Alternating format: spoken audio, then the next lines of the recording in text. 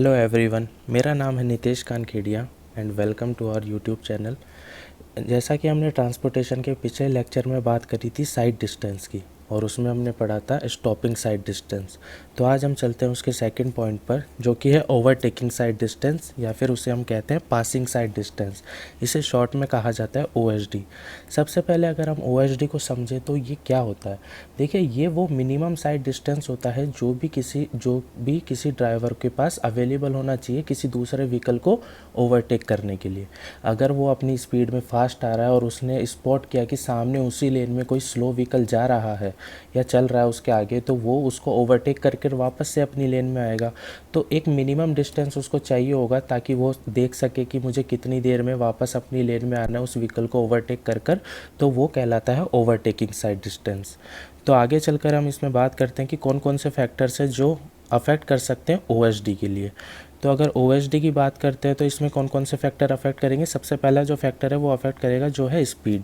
अब स्पीड कौन कौन से व्हीकल की यहाँ पर होगी, तो यहाँ देखिए सबसे पहले स्पीड होगी ओवरटेकिंग व्हीकल की, जिसको मैं डिनोट कर रहा हूँ A से। अब एक व्हीकल होगा जो अपनी लेन में चलता हुआ आ रहा है तेज़ स्पीड से, तो वो A व्हीकल होगा, और उसने स्पॉट किया कि आगे एक स्लो मूविंग व्हीकल चल रहा है B नाम का, उसे हम कहेंगे ओवरटेकन व्हीकल। तो उसकी स्पीड भी यहाँ पर मैटर करेगी। और फिर आगे हम देखेंगे कि तीसरा व्हीकल एक अपोजिट डायरेक्शन में आ रहा है दूसरी लेन में, वो होगा C। तो उसकी व्हीकल कमिंग फ्रॉम अपोजिट लेन, तो उसकी जो स्पीड है वो भी यहाँ पर मैटर करेगी। तो तीन व्हीकल हैं जिनकी स्पीड यहाँ पर मैटर कर रही है। A जो कि फास्ट मूविंग व्हीकल है, B जो कि उसी लेन में चलता हुआ स्लो मूविंग व्हीकल है, एंड C जो व्हीकल है वो कि अपोजिट डायरेक्शन में से आ रहा है। फिर हम बात करते हैं तो वो बात फिर सेकंड जो पॉइंट है जो मैटर करेगा वो है डिस्टेंस। डिस्टेंस किस किस के बीच में, minimum distance between the overtaking and overtaken vehicle, मतलब A और B के बीच में कितना एक मिनिमम डिस्टेंस है जो कि वो मेंटेन करके रखेगा ताकि वो उसको ओवरटेक करके आगे निकल सके। तो हम ये चीज़ें समझेंगे एक बहुत ही डायग्राम से, बहुत ही अच्छे डायग्राम से। देखिए सबसे पहले हम एक रोड बना लेते हैं। तो हमारे पास एक रोड है, ये हमारे पास एक रोड है।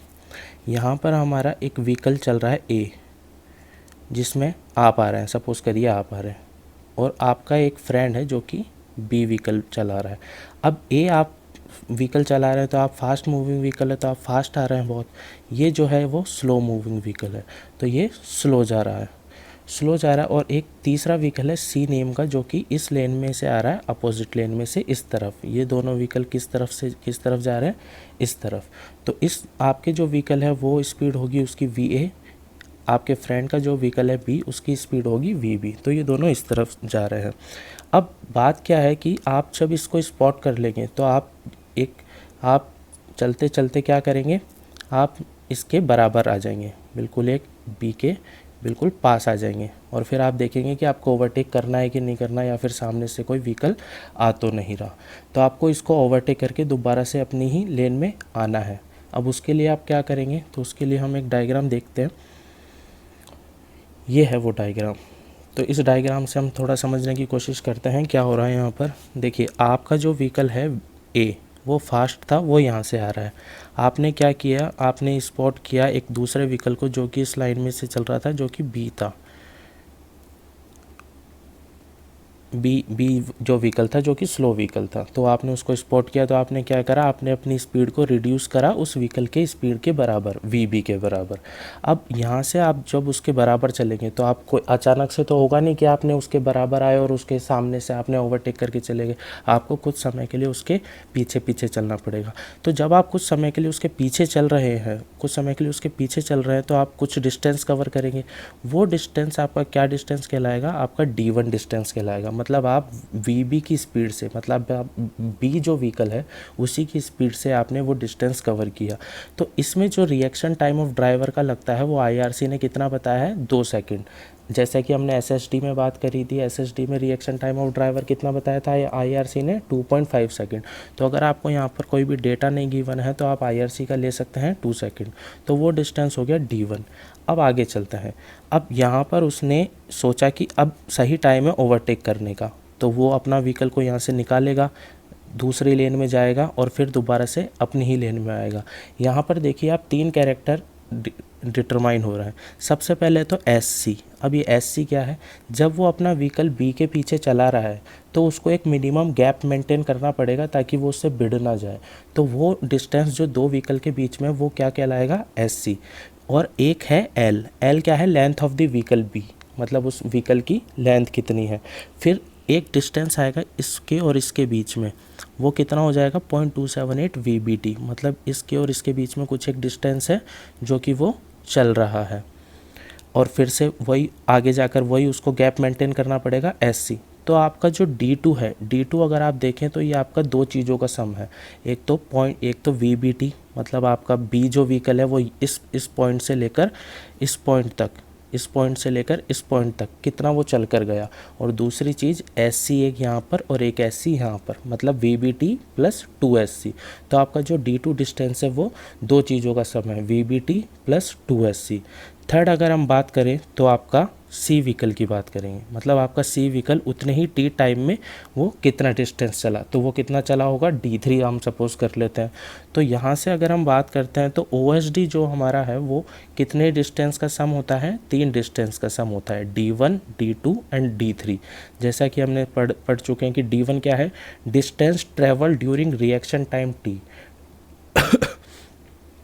Distance travel during reaction time T, मतलब वो कितना रिएक्शन टाइम लेगा अपने को सोचने के लिए कि मुझे अब जाकर ओवरटेक करना है, तो वो D1 कहलाएगा। D2 क्या है, distance travelled in overtaking in time T, capital T। अब यहाँ पर टाइम चेंज हो गया, ये कैपिटल T है जिसकी वैल्यू हमें निकालनी पड़ेगी क्योंकि वो अलग टाइम होगा। और D3 क्या होगा, distance travelled by the vehicle C in time T। तो ये 3 डिस्टेंस है जिनका सम मिलाकर आपका क्या बनता है, ओवरटेकिंग साइड डिस्टेंस। तो पहले की बात करते हैं अपन फर्स्ट वाले की, D1 की। तो D1 जो होता है वो कितना होगा, VBT। अगर आप V को किलोमीटर पर आवर में रख रहे हैं तो अगर आपको डायरेक्ट आपको आंसर डिस्टेंस जो है मीटर में चाहिए तो आपको मैंने सेकंड लेक्चर में भी बताया था कि V अपॉन में हमें 3.6 करना पड़ता है इसको, अगर हमें मीटर पर सेकंड में जाना है तो, मीटर पर सेकंड में जाना है तो। और जब आप इस वैल्यू को इससे 1/3.6 से डिवाइड करते हैं तो वो कितनी आती है, 0.278। तो उस आप वैल्यू को डायरेक्ट रख सकते हैं ताकि हमारे जो सारे आंसर है वो मीटर में ही चले। तो इसलिए मैंने 0.278 VBT हमेशा इसको लिखता हूँ ताकि कोई कन्फ्यूज़न ना रहे। तो D1 जो है वो 0.278 VB इंटू T। अब T हमारे पास स्मॉल t है ये, तो स्मॉल t हमारे पास क्या होता है, IRC ने क्या बताया है, 2 सेकेंड ओवरटेकिंग साइड डिस्टेंस के लिए, तो ये हमें 2 सेकेंड लेना है। सेकंड चीज़ हम बात करते हैं D2 की। तो D2 किस किस का सम बताया था अभी मैंने, D2 मैंने बताया था कि VB इंटू कैपिटल T, वो कितना डिस्टेंस चलेगा V व्हीकल, और प्लस SC, यहाँ SC यहाँ पर मतलब 2SC। तो 2SC के लिए हम चले तो यहाँ पर क्या हो जाएगा, D2 is equals to VBT plus 2S, और 0.278 से मल्टीप्लाई करेंगे क्योंकि VB को मुझे किस में कन्वर्ट कर लेना है बाद में, मीटर पर सेकंड में। ठीक है, अब जो है जो S है उसका हम देखते हैं कि ये S क्या है। जो S था वो सम है SC प्लस L का, दो चीज़ों का सम है, एक SC plus length of the vehicle. अब लेंथ ऑफ द व्हीकल जो है IRC बोलता है कि 6 मीटर आप ले सकते हैं, और SC हम निकालेंगे अभी क्या होता है। तो S जो है यहाँ पर S वो किस दो चीज़ों का सम है, SC प्लस L का। बात समझ में आ गई। अब हम आगे चलते हैं। तो हमें क्या ध्यान देना है कि न्यूटन का जो सेकंड लॉ ऑफ मोशन है क्या कहता है, UT plus half AT square, S equals to UT plus half AT square. ऐसी कुछ इक्वेशन अभी हमने देखी है इस जगह पर कि D2 इक्वल टू VBT, मतलब कि UT प्लस कुछ वैल्यू। तो अगर हम इस इक्वेशन नंबर 3 को और इक्वेशन नंबर इसको सेकंड लॉ ऑफ मोशन वाली इक्वेशन को कंपेयर करते हैं तो हमारे पास क्या आ जाएगा, 2S जो कि उस इक्वेशन में प्लस के बाद था, और हाफ AT स्क्वायर जो कि इस इक्वेशन में प्लस के बाद है। तो उसको कंपेयर करते हैं तो 2S will be equal to half AT square हमारे पास यहाँ मिल जाता है। अगर हम इस 2 को इधर भेजते हैं और A को नीचे भेजते हैं तो जो कैपिटल T की वैल्यू है वो हमारे पास क्या मिल जाती है, √4S अपॉन में A जो है हमारे पास यहाँ पर क्या कहलाता है, एक्सेलरेशन, जो कि इस फॉर्मूले में किस में आएगा, कौन सी यूनिट में आएगा, मीटर पर सेकंड स्क्वायर में। आप दूसरी चीज़, क्वेश्चन में आपको A की वैल्यू गिवन होगी, तो अगर आपको A की value metre per second square में गिवन है तो आप T equal to √4S upon A formula use करिए। अगर आपको वैल्यू किलोमीटर पर आवर में गिवन है तो आप टी का फॉर्मूला ये चेंज करने के बाद यूज़ कर सकते हैं, जो कि किलोमीटर पर आवर में आएगा। तो ये क्या फॉर्मूला बन जाता है 14.4 s अंडर रूट में a, जो कि कांस्टेंट वैल्यू है वही चेंज हुई है अंडर रूट के अंदर वाली। उसके बाद हम आगे चलते हैं तो IRC ने लेंथ ऑफ द व्हीकल कितना बताया, L की वैल्यू 6 मीटर। ये मैं आपको बता चुका हूँ कि L की वैल्यू 6 मीटर लेनी है, क्योंकि हमें S निकालना है जो कि SC प्लस L का सम है। तो L की वैल्यू तो हमारे पास फिक्स है 6 मीटर, अगर नहीं दी हुई तो क्वेश्चन में दी हुई तो आप वही यूज़ करेंगे 5.6, 5.4 जो भी गिवन हो। And reaction time of driver for SC is equal to 0.7 second. तो यहाँ से हम S का जो वैल्यू है वो निकाल सकते हैं। S का फॉर्मूला था SC प्लस L, और डिस्टेंस हमेशा क्या होगा, स्पीड इनटू टाइम।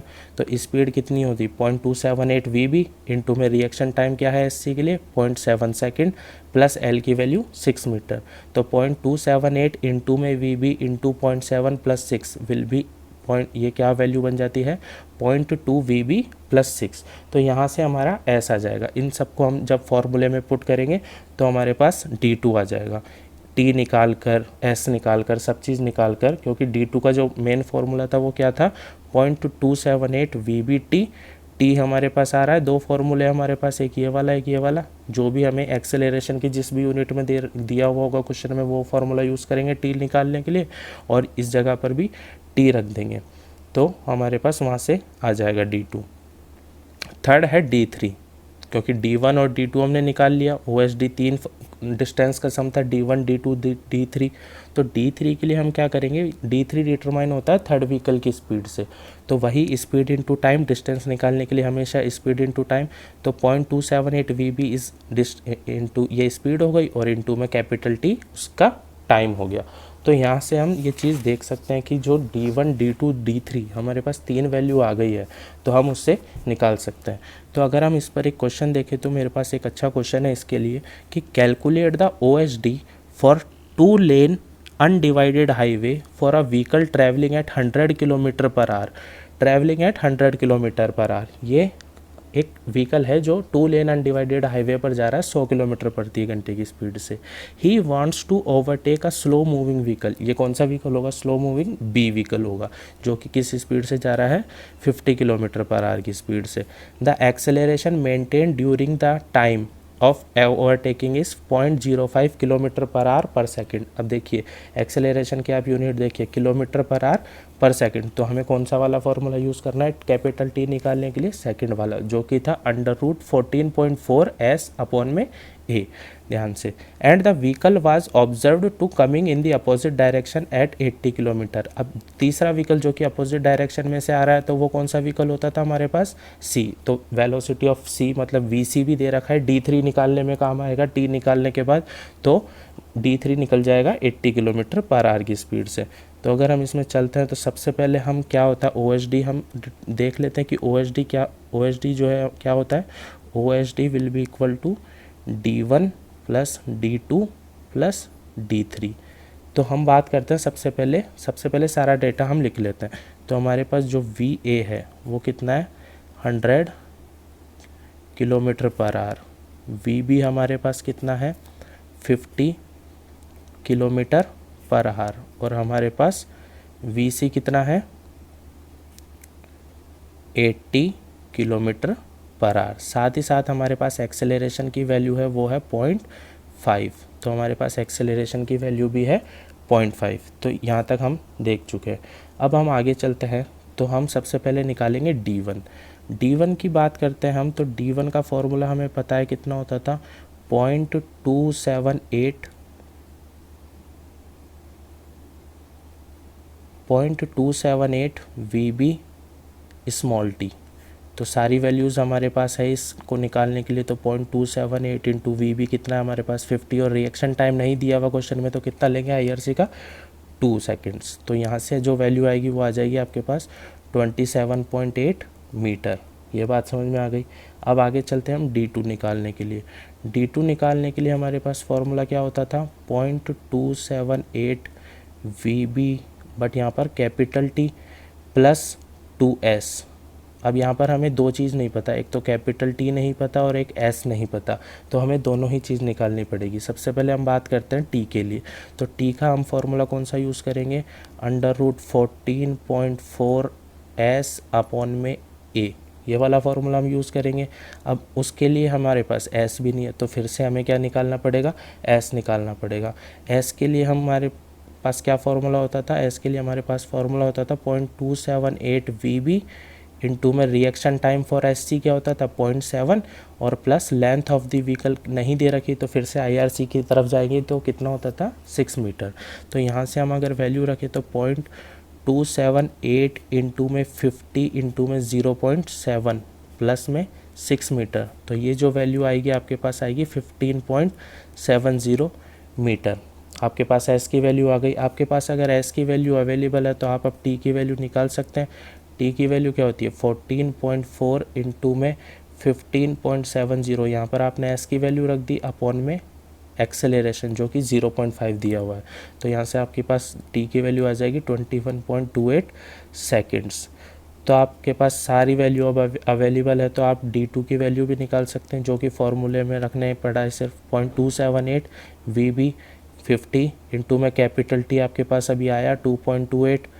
उसके बाद प्लस में अगर हम चलते हैं तो 2 टाइम ऑफ एस, तो 2 इंटू में एस करते हैं तो एस की वैल्यू हमारे पास आई थी 15.70।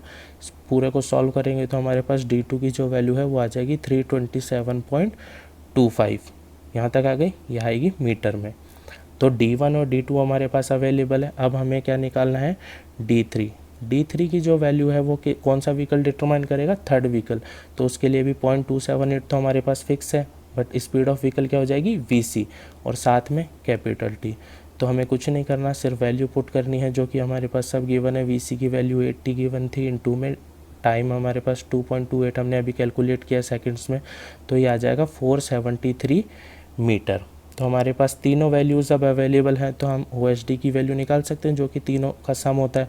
तो पहला आया था 27.8, फिर आया था 327.25 और थर्ड आया था हमारे पास 473। तो सबको अगर हम ऐड करते तो हमारे पास कितना आ जाएगा 828 के समथिंग हमारे पास ये पूरा सम आ जाएगा। तो हमारे पास OHD निकल गया। देखिए इतना आसान है OHD निकालने के लिए। तो अनडिवाइडेड हाईवे की अगर यहाँ पर बात हो रही है तो आपके पास कितना आ जाएगा 828 मीटर। बट अगर सेम क्वेश्चन में आपको कह दे कि वो हमारे पास कौन सा हाईवे है, ये डिवाइडेड हाईवे। डिवाइडेड हाईवे का आप मतलब जानते हैं कि आपके पास ये रोड है और इसके बीच में एक डिवाइडर है, तो इस व्हीकल को अगर इस दूसरे वाले व्हीकल B को ओवरटेक करना है तो इसको क्या करना पड़ेगा, इसी लेन में से निकलकर आगे जाना पड़ेगा। इसको मतलब नहीं है कि C व्हीकल कितनी स्पीड से आ रहा है, क्योंकि यहाँ पर बीच में एक डिवाइडर है। तो उस जगह पर आपको OHD की, अगर आपका डिवाइडेड हाईवे है तो आपका जो OHD वो सिर्फ आपका दो डिस्टेंस का सम होगा D1 प्लस D2। आपको इतना ध्यान रखना है, ठीक है। तो ये आपका OHD है। उसके बाद अगर हम बात करते हैं तो हम बात करेंगे, ये आपका उसका पूरा सॉल्यूशन है इसमें अवेलेबल। उसके बाद अगर हम बात करते हैं तो बात करेंगे हम ओवरटेकिंग जोन की। तो according to IRC the length of the desirable overtaking zone is 5 times the OHD। IRC जो लेता है वो डिज़ायरेबल ओवरटेकिंग जोन लेता है मिनिमम 5 डिज़ायरेबल लेता है 5 टाइम्स द OHD। और अगर उसमें बात करें minimum OHD zone length, minimum आपको कितना प्रोवाइड करना है तो वो 3 इंटू OHD करना है। जिस तरह से SHD रोड के हर एक पॉइंट पर अवेलेबल होना चाहिए था, तो ये इतना ज़रूरी नहीं है कि आपके पास OHD हर पॉइंट पर अवेलेबल होना चाहिए। ये अप टू चॉइस है और सिर्फ डिज़ायरेबल है। तो आपके पास डिज़ायरेबल लेंथ कितनी आ जाती है 5 टाइम्स ऑफ OHD और मिनिमम कितनी आ जाती है 3 टाइम्स ऑफ OHD, ठीक है। इतना बात यह है। उसके बाद अगर हम बात करते हैं इंटरमीडिएट साइड डिस्टेंस की, तो वो क्या होता है minimum possible distance and overtaking can be done where. तो इंटरमीडिएट साइड डिस्टेंस की बात करते हैं तो वो डायरेक्ट उसका फॉर्मूला होता है 2 टाइम्स ऑफ SHD, वो डबल होता है जस्ट SHD का। तो यहाँ से हम अगर देखें तो एक रिलेशन बनता है कि सबसे बड़ा हमारे पास OHD होता है, फिर ISD होता है और फिर SHD होता है। तो ये 3 चीज़ का रिलेशन हमारे पास बनता है। तो आज के लेक्चर में इतना ही, अब देखते हैं अगले लेक्चर में पढ़ेंगे। Thank you.